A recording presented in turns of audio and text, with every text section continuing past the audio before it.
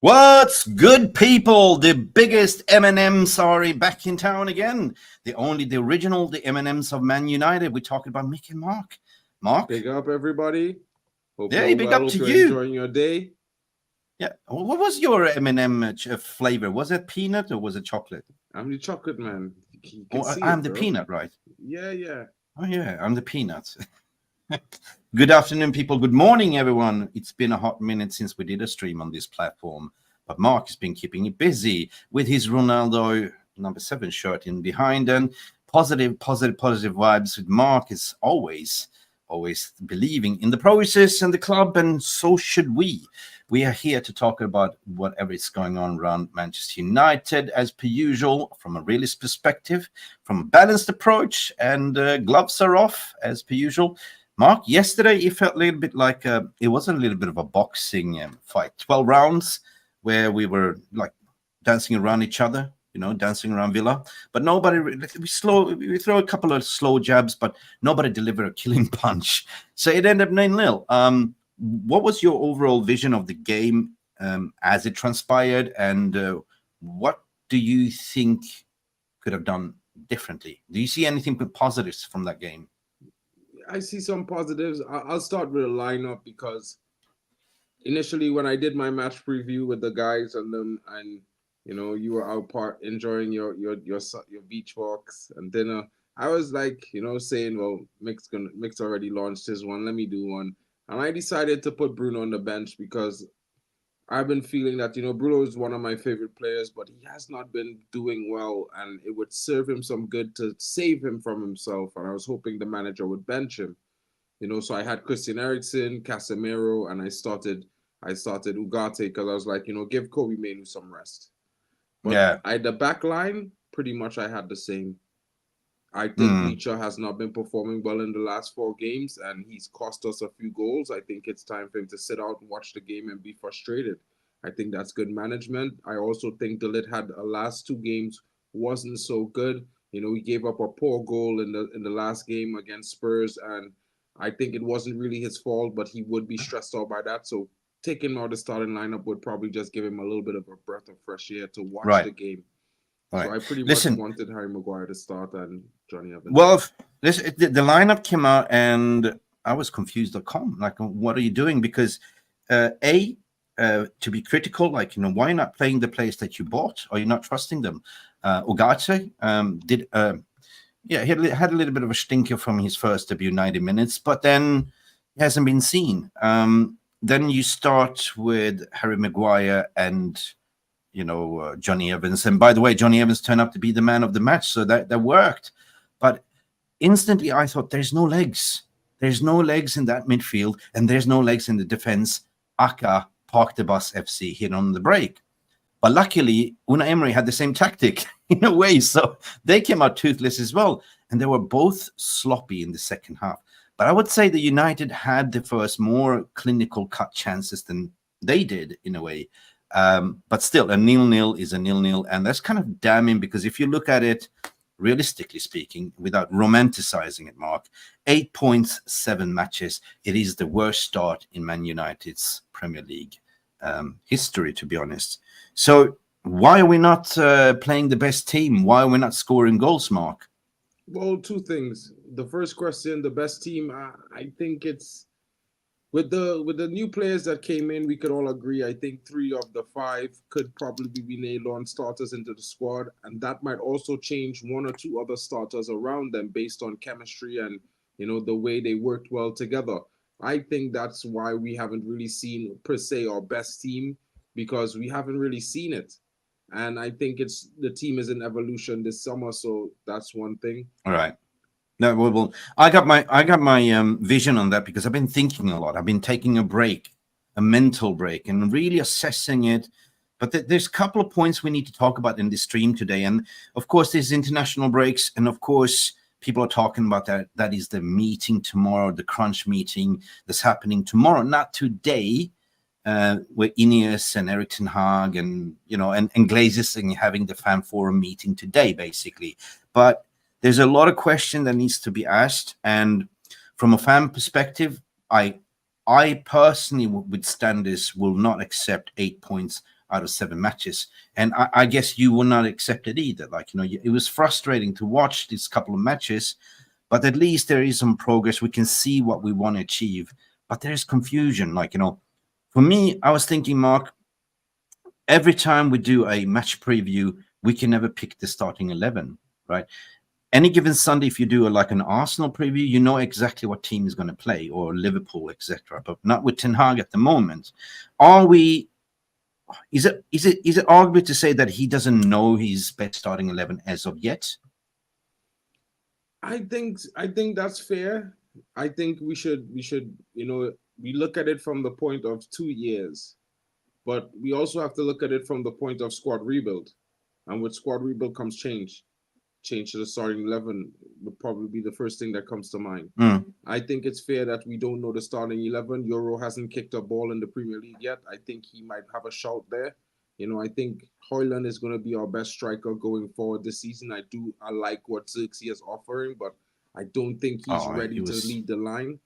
But I do also think that, Mazraoui is a wild card. Whether he plays on the left or he plays off the right, I think it's going to be beneficial to United that he remains in the starting lineup along with De Ligt. And I would like to see Martinez improve as well. So it's going to be one of those things where I think there's a few changes to be made. Kobe Mainoo hasn't had the best start to the season. I don't think it's because of the system. He thrived in it last season. I think he's exhausted. I think he's a bit exhausted as well. Same with Bruno. Same with Bruno. So I think maybe these guys come out of the team and play more as substitutions for the next couple games. You give Ugarte some minutes to get used to the league, bring him into play. Casemiro next to him, I think that would be a solid base for the defense to shield them and build the attack from. Let Eriksen start. He's in good form. You cannot complain with a player in good form. Let him start. And let's let the wingers decide themselves. I think Ahmad has been doing pretty well. He hasn't had the last 2 games with good performances, to be fair. I think he needs to bring more output. But here's the fan sentiment. Where I've been scanning the socials and Man United channels, and I think what? Big up to Jonathan Lillenberg. Gifted a one membership. MUFC Realist TV membership. Big up to my brother. Big up to you guys. Thank you so much for the contribution, Jonathan Lillenberg. And that was Kenny Fan TV was gifted a membership, by the way. Kenny was gifted. Thank you, Jonathan. Thank you. Listen, from a fan sentiment, I've been scanning the ether, and there's a common denominator where people are saying they're confused. There is no balance. They're saying, why are you shoehorning Garnacho to the right when you have a natural right winger that's been doing great? To play Rashford in form. Rashford has been shown, he's improved 100%. There was a moment yesterday when he took a yellow card for the team when he actually tracked back and fouled Matty Cash. So that's significant. But I'm saying that we are unbalanced. We are very much unbalanced. And a lot of people are saying, why are you not playing the team that you bought?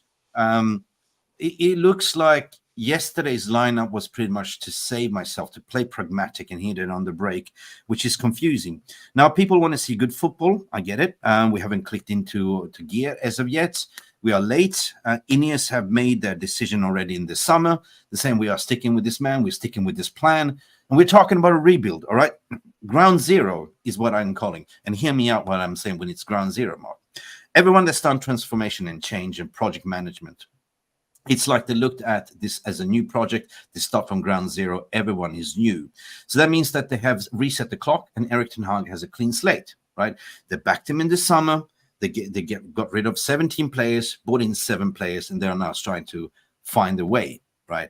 And at the same time, he's doing rotational work. But this was a weird one against Aston Villa to do rotation because there is international break, 2 weeks coming up. So there's no need to rotate. So for me, he went pragmatic, thinking, I'm going to be sacked if I lose points. So he set up yesterday not to concede, not to win, obviously. We never went for the kill. I mean, I feel like the final scoreline might dictate that more, in the sense that, but like Irfan saying, even yesterday, I think Bruno had a decent performance, much better than what we've seen all season. Of course, he hasn't taken a good free kick in a long time. That free kick was like inches away from being in the back of the net. I think, he had a more convincing performance. I would clap him for that, but I still think he should have probably not played yesterday. I'll be honest and say that. I do think that the manager did try to win the game yesterday. We all probably said based on the lineup we were gonna get pumped, or Emery Yeah. would have a field day with us. But the reality is that Erik Ten Hag's tactics superseded what Emery was trying to do. United was in ascendancy in the game somewhere around the 35-minute. What I would like to mention is that the 5 yellow cards kind of derailed the momentum of the team. I Oh, don't that think that's a referee was reason why actually shocker. we didn't score, but I think it derailed our momentum, and at a crucial time where Aston Villa was in their shells, they was not able to get themselves into the game. And what was the name of that referee? He had a deck of cards who he absolutely loved. It was so ridiculous. Even it was 5 minutes of disrupted because of his VAR communication was off, and oh my god. He absolutely loved his deck of cards, and there was like silly. He didn't even touch the players, it's and he's like, one, Mick. Like, I mean, I can't even say he was sharing cards and absolutely card happy. But when it came to Manchester United, I mean, we had 8 fouls in the game. We had 5 yellow cards. Some of the cards came after the first time fouls, no warnings, and we've seen the entire game. Aston Villa players got away with fouls after and after, continuously, and only when one situation where he really could not make another decision, he gave a yellow card. I think there was much more cards to be had by Aston Villa, and that kind of saved them from, people in the VR room. Can you do us a favor? Can you Google when the referee's birthday was? I suspect it was his birthday a couple of days before, and his wife decided to go to Tesco and buy him a new fresh pair of cards, basically. So he was just showing off to his wife. Look, thank you for giving me the cards. Here you go, yellow, yellow, yellow. But there was no red, to be honest. But listen. In all that sense, then I must say that, look, you know what? Unai Emery showed respect. He did too, right? He didn't want to go on the front foot either. He was playing pragmatic defensively. John Duran came in. I was like, oh, here we go. John Duran in 60 minutes, as per usual. But defensively, we were fucking good, to be honest. Johnny Evans played his socks off. Maguire played his socks off. He had ripped off his socks and limped off. So it worked. It worked. But the why we are not scoring, I have an answer to that. And big up for everyone. Danny Christian, this is our worst start of the league. Yeah, I see you. I hear you. Please come in with your comments. But I have an analogy for it. I think that currently Ten Hag is setting up us to ball possession, to have a lot of ball possession and try to press up high up on the front and win the ball. But his style of play is all about defending as a whole team. Therefore, we are not creating a lot of chances because I see Bruno doing a different type of work that we are seeing too. And therefore, people are criticizing Bruno, but Bruno is being more defensively disciplined this season. I don't know if you see it, but I see it definitely. He's constantly, I'm not going to make mistakes. I'm not going to make mistakes. And therefore, we are not creating any chances, right? We are not creating any chances because there's no creativity, right? Neither in that midfield, neither in the wings. Because if you all of a sudden take on Garnacho to the right, that's unbalanced, right? Garnacho is the best on the left. He's the creator. You shoehorn in Rashford in there. You shoehorn in Garnacho because he's on fire. You don't want to upset him either. And you keep Ahmad outside. We don't have a proper balance on the left side because we need a left-footed fullback, right? So we've been playing Dego Dalot. I mentioned that to you stream because we don't do enough overlaps because he's not naturally left-footed. So therefore, we miss that partnership. And people might say that I'm delusional, but we miss a left-footer. We miss a Luke Shaw. We miss a Malacia to do the proper overlaps to get the best out of Rashford and doing the overruns. So therefore, creativity, yes. We scored 7 goals against Barnsley, but since then it's just been a drought. The scoreline tells itself, 0-0, maximum 3-1, what we can score, and that's the most what we can get, and that is down to the system, in my opinion. Right? My opinion is that you could tweak that system a little bit, play more like a mid block, and play more like allow players to be creative, instead of just thinking of defensive duty. You brought in a natural CDM number 6 to be the destroyer. Why are you not using him? That's the thing. If you use Ugarte, then you can liberate Kobe Mainoo, you can liberate Eriksson, you can liberate a lot of this creativity to create chances for the wingers and the strikers.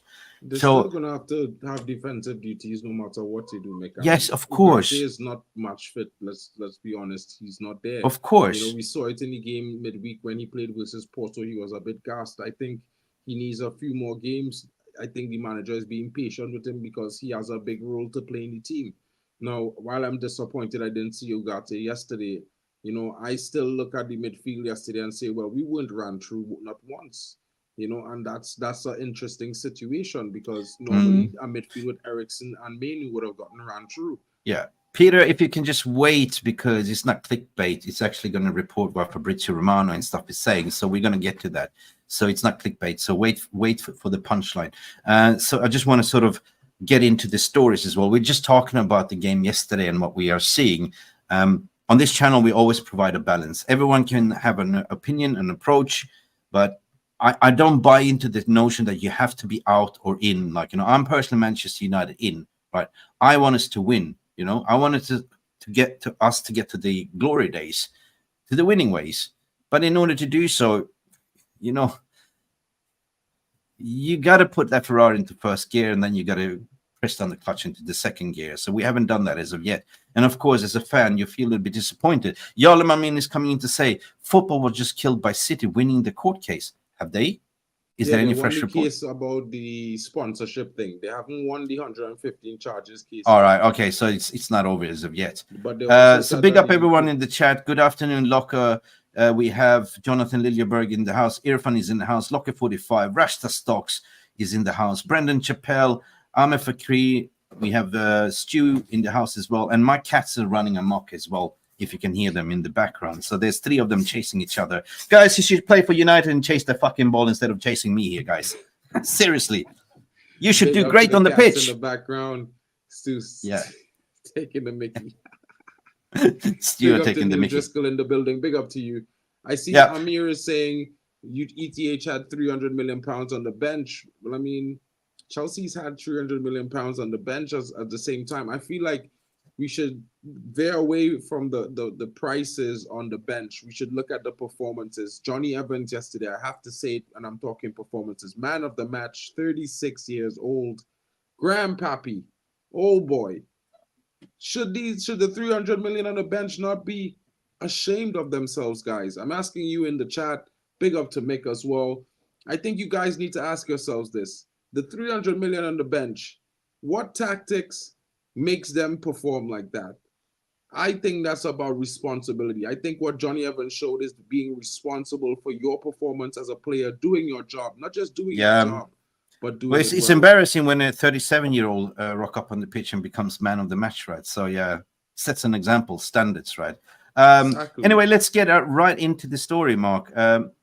Listen, you cannot get away that we are currently sitting on 14th. 7 games played, 8 points. And that's 5 points of relegation. And that is what triggered a lot of people, including myself as a long-time Man United fan, because this is the worst start we can ever imagine. Now, yesterday was kind of a 0-0 game, draw Chester United. Again, we draw a lot of games so far, you know, in a row. But unfortunately, now we're finding the momentum. This should have been continued now. Of course, we're going to have a break in the middle of everything. International break. God damn, I hate them.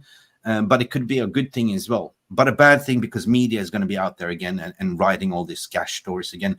But the rumors will not go away. The rumors will not go away because it's all over the place regarding Thomas Tuchel as a candidate, potentially replacing Erik Ten Hag. There is a meeting going on today. And I just want to display what Fabrizio Romano came out 16 minutes ago, with your permission, guys. So let's hear it from Fabrizio, right? Fab, let's go. Are you ready, Fab? Big up the Fab. Big up the Fab.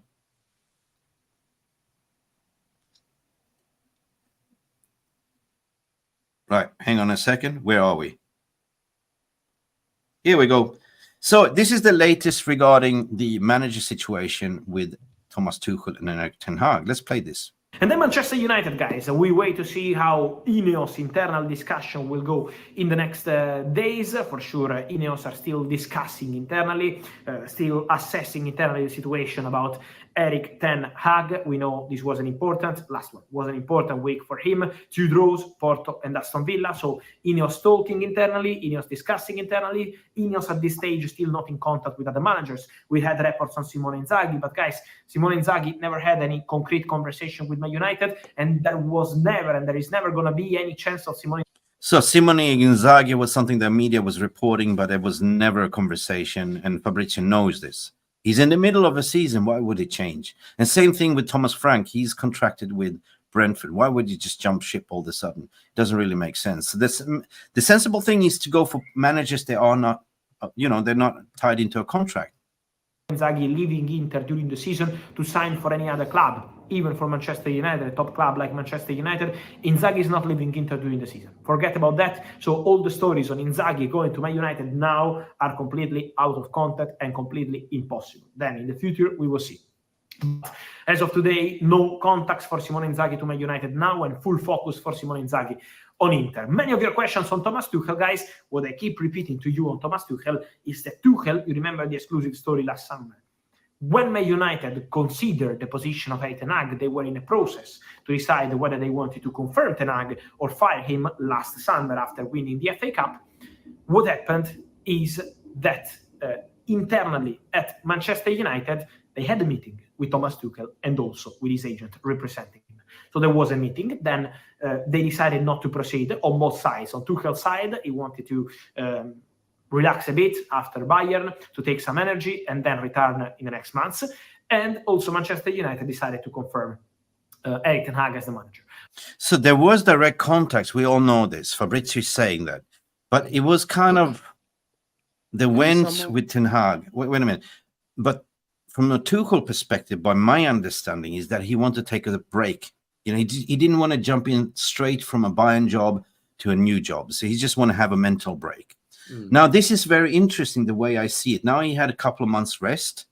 Now, I've seen the media reports are saying, including Laurie Whitwell and, the Manchester United Standard News. What was his name? Help me. Not Laurie Whitwell, the other guy. David Ornstein. David Ornstein and all them are saying that there is some things brewing there. But, of course, they already spoken about Tuchel. They decided, well, maybe Ten Hag is the guy for us. But he's always been in the background because they had meeting. They did have meeting. And Tuchel walked away and said, nah, I want to have a break, by the sounds of it. So let's continue what Fabrizio had to say. But that meeting is showing to you once again that the appreciation of Ineos, of the management team, and of Manchester United in general for Thomas Tuchel remains. So for sure, Thomas Tuchel is a candidate. Another manager who was appreciated, for example, was Roberto De Zerbi, but De Zerbi now has a different project, Olympique Marseille. So for sure, he's not a candidate now for Man United. But just to tell you that Man United had some names in mind last summer when they considered the possibility of replacing the manager. Then they decided to continue with Erik Ten Hag, but Tuchel was there. And so Tuchel can be a candidate, and so Tuchel is appreciated. But at the moment, still Manchester United discussing internally and still not making contact with any other coach so far, because they still keep respecting and waiting with Erik Ten Hag. And so, guys... So that's what Fabrizio Romano is saying. Now, I just want to dissect this because there's been some notion to say that Ineos will not get rid of Ten Hag because it's going to cost them a lot of money. But Ornstein just came out to say that's not true. They can still get rid of the manager and they can still afford it. And there was a report as well in the Athletic as well to say that. I find it very, very interesting now because, A, they will not go for managers that are already in contract. So the next logical thing is that they're already spoken to Tuchel in his camp. So that means that, is there a possibility? Barring that 8 points, 7 matches, I personally don't want to see another manager being sacked. I want Ten Hag to be successful. But if it's going to continue this path and them investing a lot of time, giving all the tools, there's no excuses. They bought him all the players. He's not using them. This can only go in one way, in my opinion, if you're from a business perspective. Mark, are you there or you disappeared? I was just closing the door 1 second. Sorry about that. I kind of agree to disagree in that because I think it's way too early. I think we're jumping the guns. I've never experienced this with United before in my life. I'm in new territory with the fan base right now. I think maybe I've been a little bit out of touch. I'm wondering, to be fair, because since when, before the first 18 games, we were so bent on where we are in the league. I think it changes dynamically. We're equal points away from 15th as we are from top 4. I think 2 wins can change our fortunes drastically because we face Brentford, who's ahead of us next. Then we also face West Ham. We also have Fenerbahce. Chelsea there. They are all. I'm gonna tell you the fixtures after the international break. Man United versus Brentford at home. Then we're playing Europa League away against Fenerbahce, Jose Mourinho. West Ham away. Leicester City at home. Chelsea at home. Then Europa League PAOK. That should be winnable. Man United, Leicester City, Ipswich Town in November away. And then Borussia Glimt in November as well. Like from looking at from a month away, there is so tough fixtures, but there's winnable games, right? We're speaking. The first game is in the EFL Cup, is not Premier League. So that's the Carabao Cup. I mean, like for me, I mean, like I'm not worried about the Carabao Cup. To be fair, I was more mentioning in terms of the next three Premier League games. I think we face 3 teams that are above us in the league, and if we manage to get wins as 6 places, we move up because we will be ahead of each of those 3 teams after winning. And it's an interesting situation. I think, you know, our team has shown a little bit of fight in the game yesterday. You know, I think the result was beneficial more for Aston Villa because that's what they set out for. You know, United was able to contain them to 1 shot on target. You know, we had equal chances in total, but I think United had some of the best chances in the game. We hit the post with Bruno Fernandes, with Marcus Rashford, but, you know, they don't count those as shots on target, you know, only when the keeper makes a save. So, okay. I think, listen, from a fan sentiment, do you understand from a fan perspective that possession will not win you games, defending will not give you games, attacking and scoring goals will? We are not doing that at the moment, right? We are lacking on all. The problem with the attacking, what I was trying to get to, is that it's more likely the players, because, you know, if you look at the strikers we have, one, Joshua Zirkzee is not a prolific goal scorer. He has not been in the sharpest form. So I don't think him as a suggestion not being in the team reduces our goal threat. I think Højlund needs game time to get match sharpness. I think Ahmad needs to start giving more output in his performances, because just playing nice passes in the box is not going to cut it as a Manchester United winger. I think that's the same reason why we benched Anthony for him. So I think he needs to start delivering. I think Garnacho has been showing he has one of the biggest threats in our attacking line so far this season. Every time he goes to the left, he's man-marked by 2 players. You know, Rashford has started showing some consistent form in the last 4 games. Maybe even benching him in that game and making him frustrated was a good tactic by the manager, because we all saw his performance yesterday. He was one of the best players on the field. And nobody would say that they expect Rashford 4 games in a row after last season to be one of the best players on the field. So I think it's going to improve, but we have to be patient because our team have been rebuilt this summer. I want to ask you a question. Do you enjoy watching Man United playing at the moment, or you agree with Amir here? Well, I mean, I don't know why you would expect to enjoy watching them in the first 10 games with the new team that we have and the fact that the team is a work in progress. I think, you know, you enjoy the team for what it is. I'm not enjoying it as a fan per se, because there are some games. Yeah, exactly. As a fan. Yeah, I know. But as a fan, at the same time, you know, I want to see my club do well. I want to see my club win. I want to see my club lift every title in every competition they compete in. And right now we are not that. But that don't mean that I can't see where we are for what we are. I mean, we've been watching Man United under Alex Ferguson, and you know, between that time till now, we are not the same team. Back then, you know, at any given time, we could bring on a player and he's going to make an impact in the game. Alex Ferguson as well was a coach that never really played starters every single game anyway. He would bench and rotate players in the squad randomly. Okay. So for me, my personal opinion is that I'm not feeling, you know, lately I'm not feeling it like to watch the game, you know. The Villa, I didn't really feel like watching, but I never miss a game, right? That's the thing.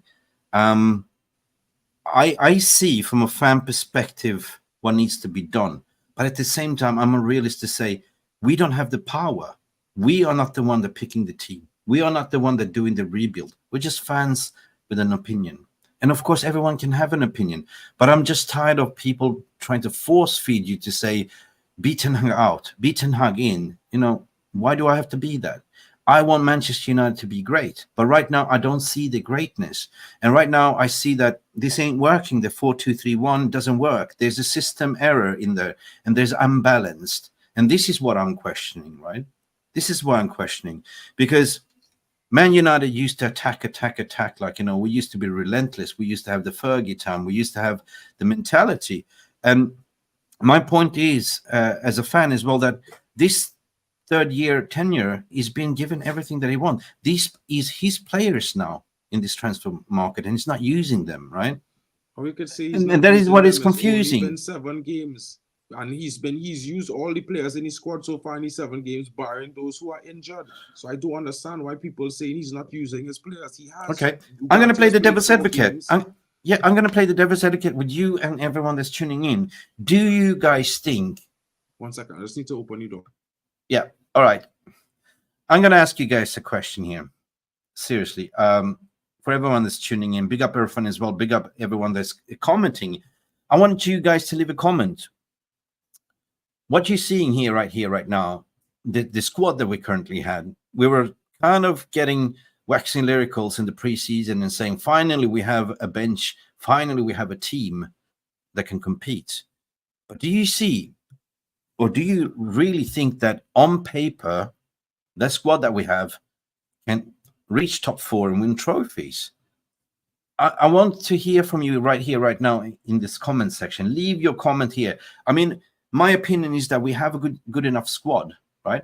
We spent money. I mean, our bench yesterday was worth 300 million, somebody said, For me, I think it's a system error. I think it's that the manager and the team, the coaching staff cannot get a tune out of them, right? We saw a moment where went viral where Ruud van Nistelrooy was arguing with Ten Hag, giving him advice, and Ten Hag was saying, no.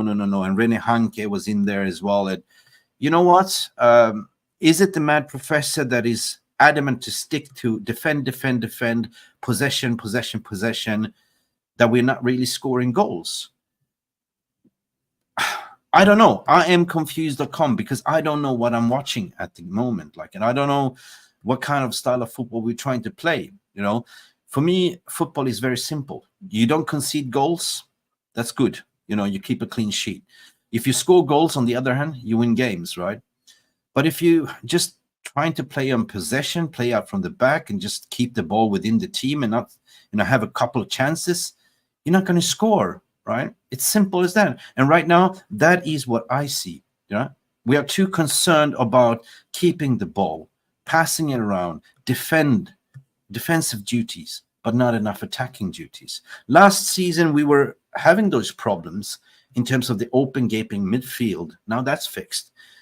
We also had, injuries in terms of left backs, center backs, and all that stuff. We let in a lot of goals, a lot of shots conceded. Now we're kind of focusing on that area, but we left out the attacking area, which tells me that we are more focused on defending than actually scoring this season. So it's not really balanced. And another opinion as well that you should play players in the right position, which we arguably don't do anymore. So again, Amad Diallo has been showing that he is a proper right winger, but instead you have to play a Garnacho who is a left winger and he's best on this right, just to play Rashford into the form. Rasmus Højlund just got in. Zirkzee is not a striker. He looks a little bit off his rockets. You chased the number 6 Ugarte for months and haggled with PSG. You're not using him. He played one game and you took him off because, hey, he wasn't good enough. He made some mistakes. Well, this is not good enough for me because I have standards, right? I just don't get it, right? For me, I've been saying it's simple. Just play a 4-3-3. We can still play a good football with 4-3-3 with a mid-block. But let me see what you say. What's Kat saying? Not if they're played with the wrong positions time after time, not when being Epos' existing dressing room, not with a manager who seems to stick to his plan without being flexible during the game. 100%. The buck stands with the manager at the end of the day. Like, I'm not Ten Hag out, Ten Hag in, not whatsoever, but a leader needs to lead with an example, right? You have a boss at work, and a leader for me is the conductor in a Vienna Symphony Orchestra. We've seen other managers do it. They're very vocal on the touchline. Ruud van Nistelrooy got up there, got a yellow card for being vocal. But Ten Hag doesn't do that, right? When you have a break, call your players in. Oh, hey, Rashford, come here. Give instructions. it doesn't really happen, right? So for me, it looks like there is a disconnection with an introverted manager that has his game plan in his mind, but has very difficult to express himself to the players. How? This seems to be the common nominator. This is just one solution to the problem. But I would say that Tuchel, is he the answer? Is he? I don't know. Like everyone else, we're getting here frustrated with these comments. You know, everyone has to have comments, right? I'm not here to slag anything or anything else. I'm just trying to make sense, make it make sense, right? And therefore, I'm asking you guys, help me make sense out of the whole situation. That's what this channel is all about at the end of the day. Look, just see it like this. If everyone had the same opinions, like take politics, like if every world leader had the same opinion, we will not have wars today or conflicts. But that is not the world we're living at the moment. Therefore, as footballing fans, we have different opinions. And we don't have to force feed each other that, you know, you should be Ten Hag out, Ten Hag in. No, we're here for Man United. And we dream the same dream. We want the same thing. And we would just want to see us to play good football and start winning. That's what we want to see. 100%. And finances would dictate Erik Ten Hag's future. If Ineos think they're going to lose sponsorship deals and possible point deductions, he will be sacked, rightfully so. And that is, I'm going to bring in Mark to the stage again, but because at the end of the day, you got a point, because we have the Snapdragon sponsorship and the Adidas new sponsorship that is require us to be in Europa League. Otherwise, we'll lose that money. But I'm just going to bring this to the stage as well, because we got to talk what's been printed out in the media as well, Mark, because that's what we do here as well. Next Manchester United manager Van Nistelrooy favorite, Tuchel odds slashed. Look, let's talk about this Tuchel. Let's talk about this Van Nistelrooy. Would you rather, if you had a choice right now, let's hypothetically speaking, they have this meeting tomorrow and they decide, well, this is not good enough for Ten Hag. We've been giving you everything. You have delivered 8 points out of 7 matches. Draw. From your perspective, if they're going to go this road, would you rather choose a Van Nistelrooy or would you rather choose a Tuchel if you are devil's advocate?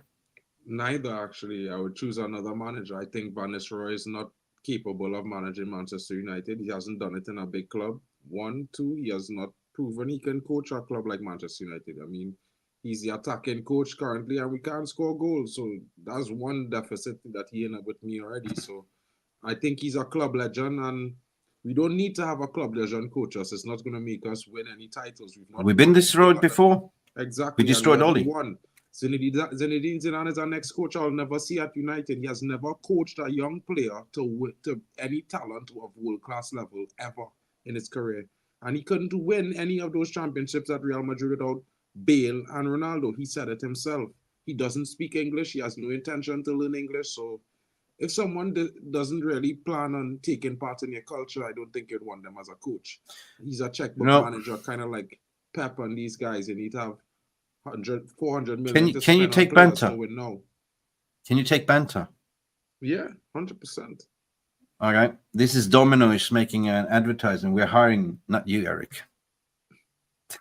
That's a banter. They're taking the piss now. They fucking taking the piss. You see, for me, Mick, I look at it from the perspective. If we get a coach, I would like us to get a coach that not going to be attached to the historical, you know, he hasn't played for the club before. He's a good coach. He can play in the same systems. Tuchel is not that.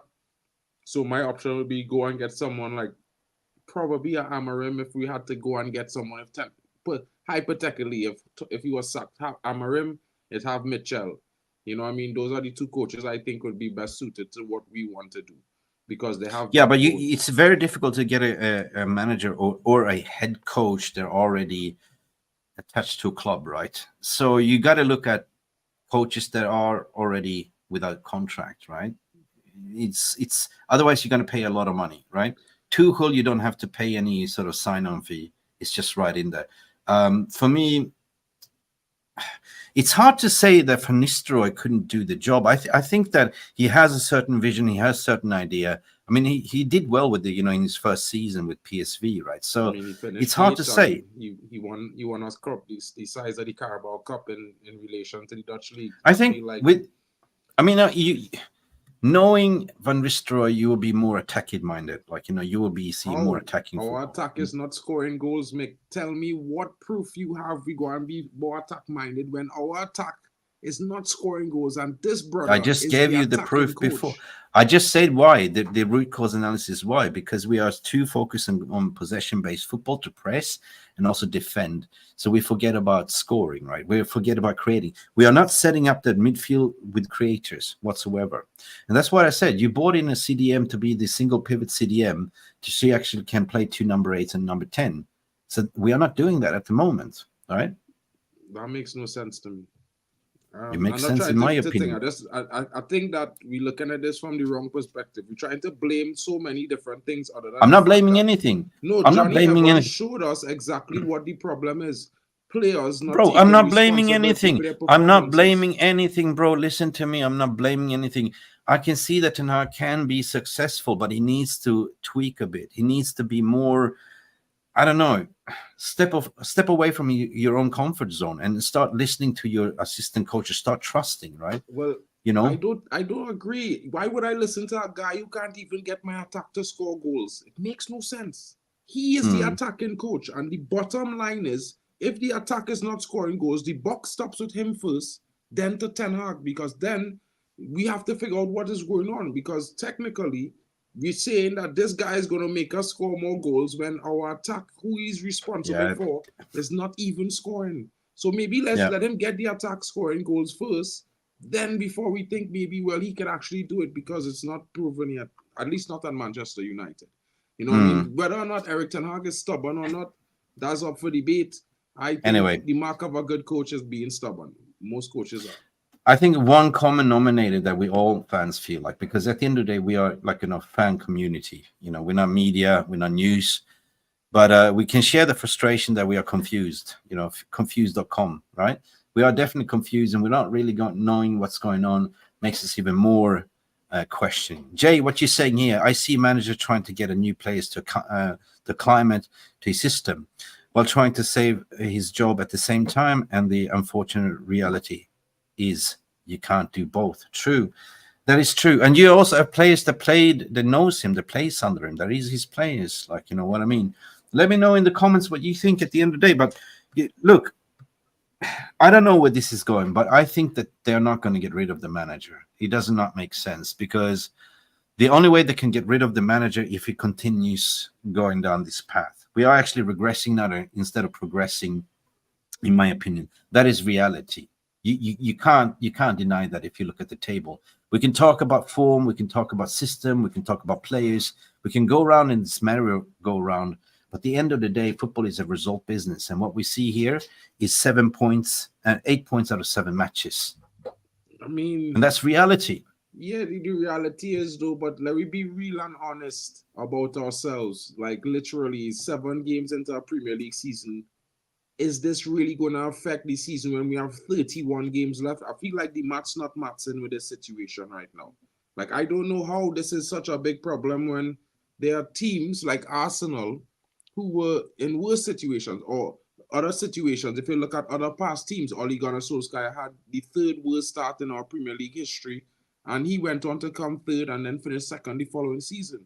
Now, I do understand last season was bad, guys. Come on, we're not going to make any excuses for that, but did we forget that in our first season, we went 2 cup finals, 3rd, and we won a cup? The same cup final we lost, we won it last season as well. So for me, I feel like it's doom and gloom. This makes no sense to me, because the only doom and gloom could come from last season, and there's still a slight little positivity there because the team was able to beat the league winners to win the cup that we lost to them the season before. And if you incorporate his first season into the assessment, I think this 3rd season could be a better season, because we've seen the performances when the team suited the managers what he wanted to do. He had the options available. We've seen what they can deliver. And I don't think getting your players and a brand new coaching staff that will improve the team, you could expect the results in the first 10 games. I think after the first 10 games is when you will see the results of this new coaching staff. And that is where the assessment falling short for me. Yeah, and why true. I can't agree too much with the out problem right now. I think No, but I agree. I agree with most fans, but they are frustrated. I do understand 100%. because mental health plays a really important part in our lives. Like football is an escapism. United is a club. We love it dearly. Like and we work hard during the week, and we look forward to tuning in to watch 95 minutes of football or 98 minutes times of football. Nobody really knows how many minutes you get nowadays, but and what you want to be is entertained. I'm thinking about the away going fans traveling, the traveling fans coming, spending big money and rocking up to see this dire performances and not really getting the return on investment as a fan as well. So yeah, I do understand everything from a 360 perspective, right? And even Jolman means I would no longer watch Man United play as long as we have Erik Ten Hag at the club. So a lot of people had already made up their mind. They had enough, right? So I admire your positivity, but I'm getting to a frustration period in my life where I don't find it, let's say Aston Villa, I didn't find it, it was kind of a suffering anxiety. It's like, oh, but I have to watch it. But surprisingly, I would say that, yeah, we got 0-0 and it was a draw, Chester United. Is it, again, I'm coming back to my original question. I think you opened the door. I know you're backing this manager. I know you're backing this process. You're the biggest advocate of it, and I love you for it, right? That's the thing, because I understand what change management is as well. But is there a little bit of a curiosity in your mind, Mark, or in everyone's mind, that the current squad that we have, would it be a little bit curious to see if you had to see like somebody else come in and take over? What is going to change? I mean, most of the players not much. No, but I'm playing with the thought. I'm playing with the thought here. Like, do you honestly think that if a Thomas Tuchel will come in here or a Van Nistelrooy take over, do you think there will be a different Man United side with this current squad, the way we're playing? I mean, we probably might actually get relegated with Thomas Tuchel because he probably not going to play Garnacho. He probably won't play Rasmus Højlund as well. He came into Chelsea and took them, and that season, and see, the squad then when he left, there was in top 4 and they finished 12th. No, there wasn't. Right, so. They finished 12th the season he left. Yeah, after he's left, yes. But I mean, the same thing. Look at it like this, right? If you look at the squad that we have, look at the players that was not getting game time at Bayern Munich. Mazraoui, De Ligt was not getting game time. You're probably going to see a back 4 of Lindelof, Maguire, and Johnny Evans playing week in, week out under Thomas Tuchel. Let's be honest about ourselves here. Yeah, but in that case, I'm arguing to the case. If you're going to then play Maguire, an aging Johnny Evans, that's a very professional. Why the fuck did you go in and spend all the money on De Ligt and Mazraoui and everything else, and you're not going to use them? Johnny Evans I don't understand it. Or 2 games, and all of a sudden they're playing every game. Maguire's playing 3 games this season, and all of a sudden they're playing every game. This makes no sense. Why? What is the point of having a squad if we just going to moan about the players when you start in 11 because we didn't see the players we want to start? I don't understand. So why are we paying my players? point? Why my do we point buy is these players in the first place? Yeah, if you want to ask, my point is, yeah, I can swallow this pill. I know what change management is. I know that we are in a process to change everything. Rome wasn't built in one day. I can give a little bit more patience. But if we come down to November and it continues the same path, you will see me say they ain't working. I can always see the cracks right now, and I'm putting my red flag to say this ain't working. And I can see what's not working. I haven't seen the squad fully fit, match fit yet. I don't know. Like, to be honest, like, I think we switching on all these players like if there's robotic machines, the transformers, because apparently the players who have no preseason supposed to just kick a ball and be perfect because we think they are better than Maguire. Yeah, but Sir Alex did the same thing. He finished 13th, and they won 11th. Yeah, I know. But the thing is, I mentioned it in a couple streams back ago. Then it's equally, they're all in it together. Like they're sitting together making the calls. Like Ten Hag didn't spend 300 million by himself. You know, there was a sort of a consensus decision with Omar Barada and Wilcox and Dan Ashworth and all them, right? So they're equally responsible here, in my opinion. They're equally responsible for haggling that long in the transfer market, not to overpay in the price, because they want to sort of create the new Man United. But excuse me, that led us to where we are today, in my humble opinion, because you get players in that are not match fit. De Ligt started his first 90 minutes like 3 games ago. Ugarte got his first debut last game as well, played his first 90 minutes. That didn't go down so well in their books, so they kept him out of the squad. We got in a Lenny Euro that unfortunately got injured in the preseason. So yeah, I mean, we have a full fit squad, but we're not utilize the players. So, well, everyone else are Premier League ready. We're not Premier League ready, and we played like 7 matches already. So I mean, it's not like what's the problem? What's the problem? It's not like if Spurs win 6 games in a row, all the teams above us win all the games in a row. I feel like we 6 points away, which means if we win the next 2 games, we're in top 4 or top 5 teams in the league. I mean, that's just. But why is it? Why is it so? Is it come down to the poor planning at the end of the day? Because United never have a proper preseason. United are never ready. We watched the transfer window. Everybody was there this summer. It's not like we didn't see what happened. We saw the structure take 6 weeks to decide if they were going to keep Ten Hag or not. Then they took 3 weeks to buy players. We bought the last 3 players literally after the season began. So it's not like if we all don't know why some of these players aren't playing games week in, week out. We know. It's like we don't know 6 of these or 7 of these players don't have any preseasons because they was playing with their national teams. They need rest. So we're wondering if it's the training. Why is we blaming the manager for these players' exhaustion when they was playing for England until the last week of August? Portugal, all these other teams. We have to calm down. As fans, I understand the frustration. I'm a fan myself. I just sit down here and almost come to tears sometimes after some performances because I expect more. Not only that, but the reaction from some of the fan base, though I can't be upset with their emotional response, I'm like, guys, it's not that bad. Like, we have 31 games left. In 10 games, we could have 25 to 30 plus points added to our tally right now. And other teams could be below us. And the reason why I am saying this is not because I am blatantly supporting Ten Hag. But I'm looking at my team, and one of the guys had a comment here, Jack Reacher. He said fans must build confidence into the players, not the other way around. And this is how I always do it, even under Ferguson. I'm going to play the devil's advocate here. Building confidence in players it's something that we try to do, but the players been letting us down too many times and down tooling. So it's very hard. Trust is hard earned, right? So I understand that we don't have the trust here. I don't understand. I do understand that, right? But what I don't understand, listen, what I don't understand is we did a fantastic preseason with the youngsters, and we are not even seeing the youngsters getting a minutes. Like we have a fantastic left back in called Harry Ammers that hasn't really seen the first 10 minutes as of yet. He's right? Not ready, though, Mick. He's 17. He just turned 17. Like I know, bro. Like I know. I would like to see Hamas as well, but sometimes you have to. These players need a little bit more time. You don't want to put them and they're up against grown adults. They're still forming at 17 years old. You still have development to do. It's not like if he playing in attack where he's not going to face some rigorous battling with players. He would likely to face that more in defense because the attackers will be trying everything to get past him.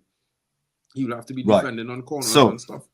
So I hear what you're saying, and Premier squad. Forget the manager for now, Mick. The squad.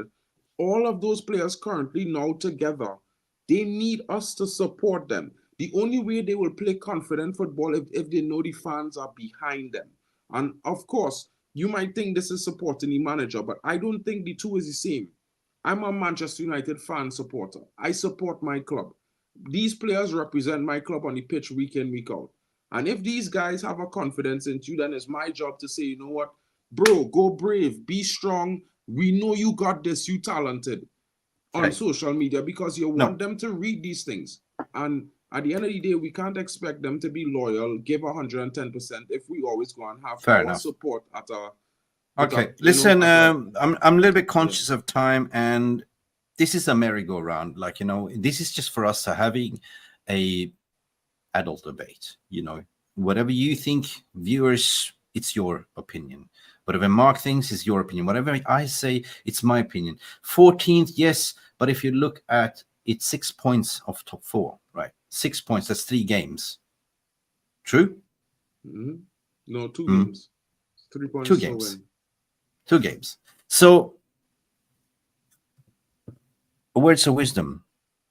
I agree with you saying it's too early to judge the Premier League table. You can judge the Premier League table come April, come March.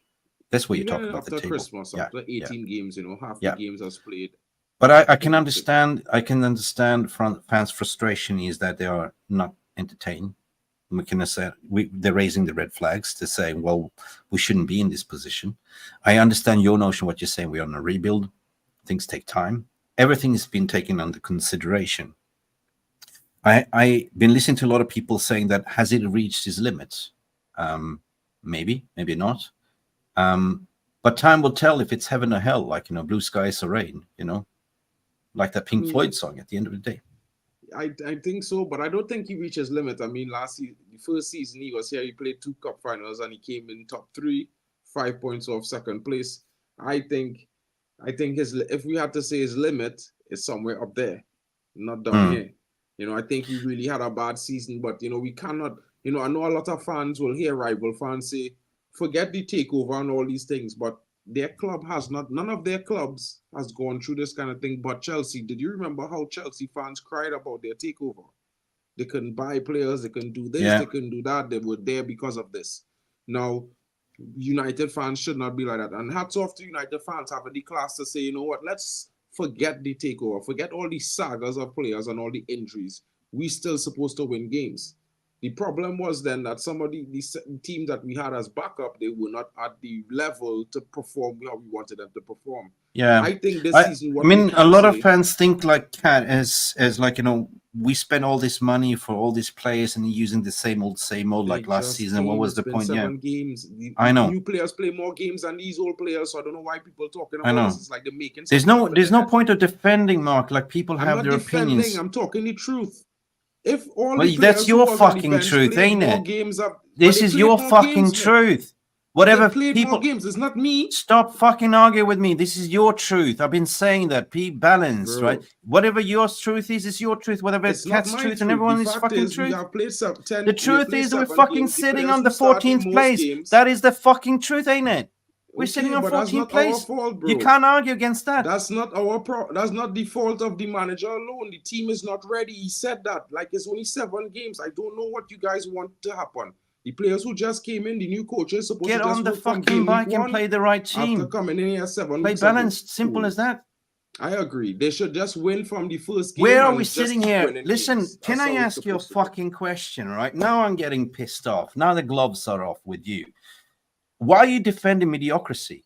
You're supposed to be a Man United fucking fan, high standards, and you're defending 14th. No, this I don't understand. Madness. You guys talking, you guys making up. You're bullocks. You're defending fucking 14th place here. If the new players play more games than the players that came on yesterday, what you want me to say? You want me to lie and say no? They've played less games than those players. I guess that's what you're asking me to do right now. Man, I'm not having a pop on. If you're a Man United fan, you fucking should be. Bro, you win some, you lose some. You support the team in the victories and the losses and the draws. Yesterday, we had a good game. Everybody said we was going to get pumped. So I don't even understand why fans acting the way they acting today when we didn't get pumped. And we actually could have won the game. It's just weird to me. Are you not satisfied with what you're seeing on the pitch at the moment? Don't lie to me. I'm not satisfied, but that's 2 different questions you're asking me. You're asking me what happened in the game, and you ask me what am I satisfied with. My standards are higher. Of course, I expect the team to perform better, but the reality is we are not there. So I'm not going to make up something to create a fantasy that we are that team, right? And we should be there. That makes no sense.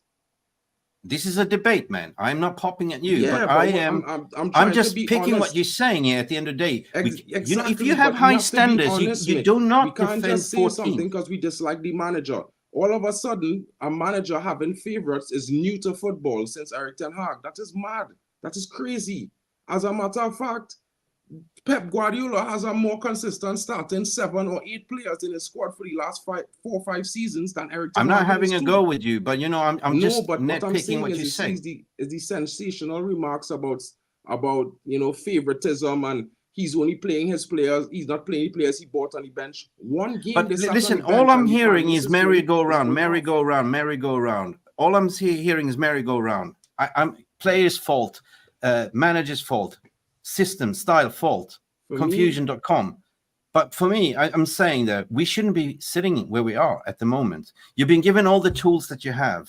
You're not picking the players that you bought this season, and you're playing with the same old dross. Really? I guess we saw Johnny Evans for 7 games. I can't even reply to that, because you implying that we've seen Johnny Evans and Maguire play the last 7 or 10 games that we've played this season. It's not often that I show emotions, but I am absolutely fucking pissed off with this shit. You cannot tell me that, Mick, and then tell me that I have my truth, because that makes no sense. We've watched the Leeds. That is your truth. Whatever you thinking, no, but my point is, your truth is what you believe in. What people saying here in this chat is what they believe in, right? So I am trying to be balanced. Where's reality in between that? The reality is that we don't have the power to decide. We are fans, right? We don't get the choice to choose the team who starts. We don't have the chance to.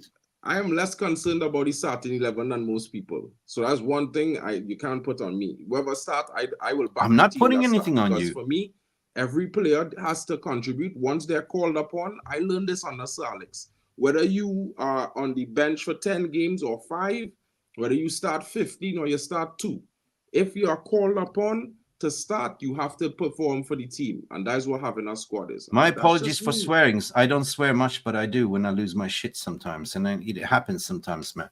No offense taken. Mark knows me as well. No offense taken. I mean, it's football. We're having a conversation. It's passionate. Everyone's passionate about football, and everybody. No, listen. It's frustrating where we at right now, but it's frustrating. It's confusing.com. I know, but my point is that at the end of the day, when you think about it, Mark, and I tried to explain to you yesterday, you didn't understand me. Like, as consumers of the game, of the fans, as we tried to influence the Glazers Up movement, we didn't succeed at all. Like, the meaning we don't have a say in what's going on with the club. We can have opinions about who should be starting, who should be playing, who should not, Ten Hag in, Ten Hag out. But at the end of the day, we are not the owners. We are not custodians of the club. We don't make the rules. We don't buy the players, right? So we can sit here and argue to the face in the blue, and we can try find solutions, which is fan-base driven, right? We try to find solutions to help. 100%. But at the end of the day, at the same time, I just think the manager, whoever select the players, they're selecting them. We just had to deal with the outcome. Like, I'm not too mad that we can't pick a starting 11 right now. I think some people might be mad at that. I think we had one tool, and that was after the FA Cup.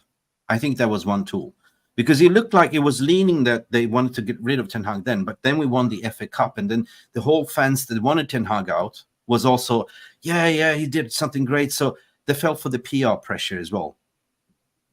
Don't you think? Yeah. Like, you know, the players, we talked about their mentalities all season last season.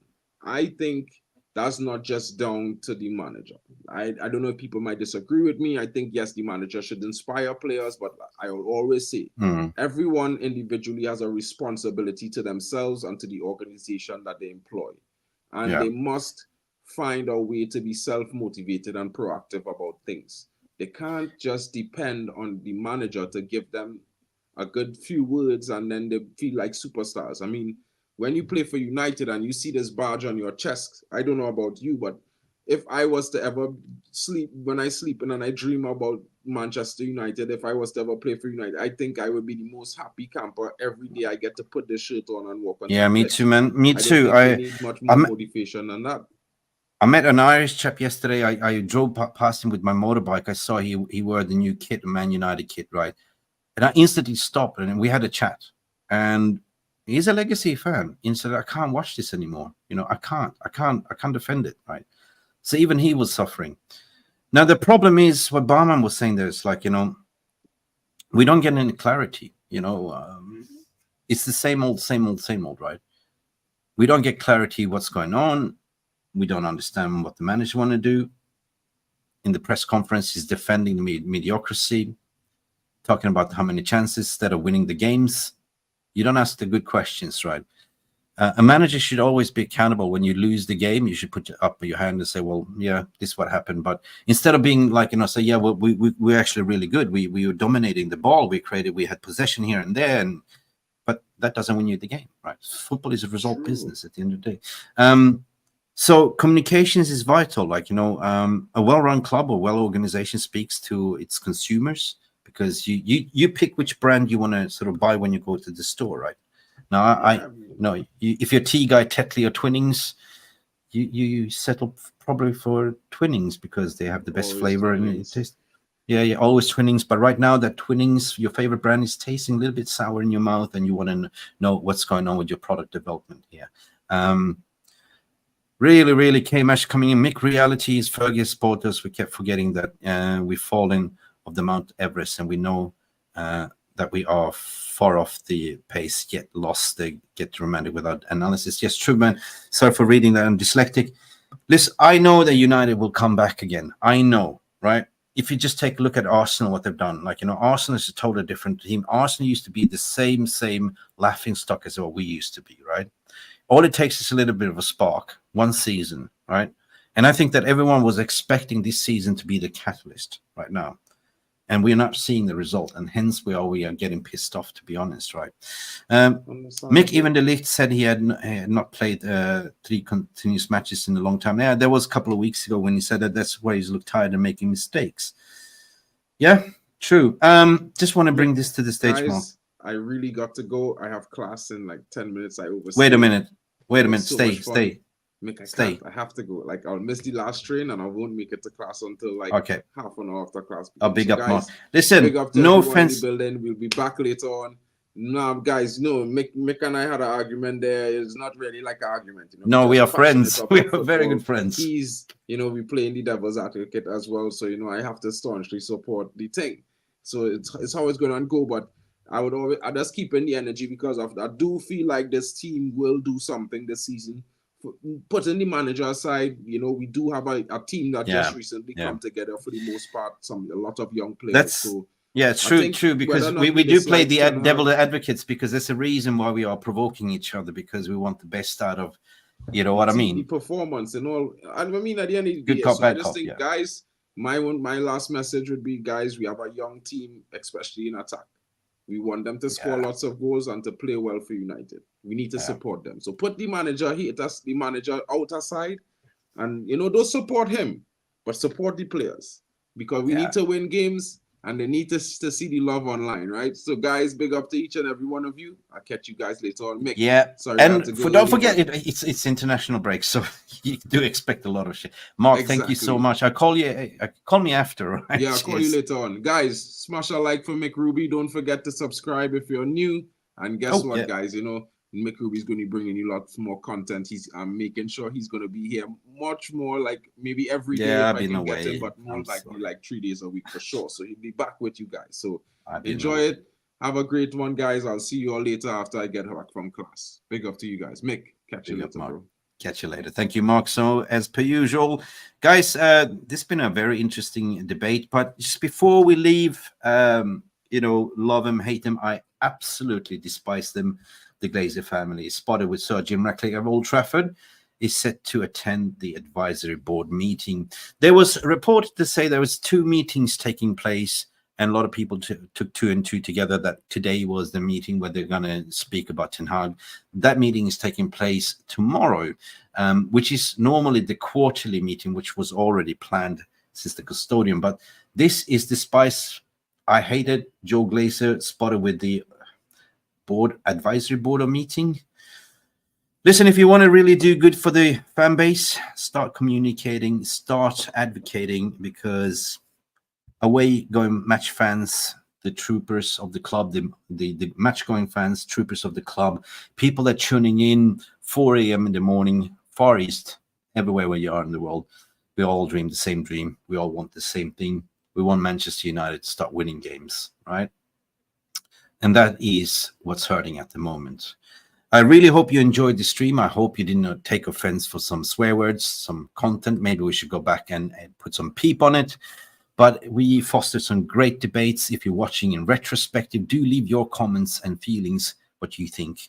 We love to read your comments. And until then, what should we say? Glory, glory, Man United. And yeah, it's not very easy to be a United fan, is it? But it's been fantastic. See you till next time. I think tonight it's going to be Jarvis's Corner. More 2 hours of pure Man United football with Jarvis Cocker and Stu Wally and Tom Jones and Botswana Puppy. 9 o'clock UK time. We will be back with more content. Now I'm back and fit for fight. Take it easy, guys. Glory, glory, Man United. Talk to you later. Bye. Thank you so much for stopping by and watching MUFC Realist TV. Don't forget to like and subscribe and follow us on the socials.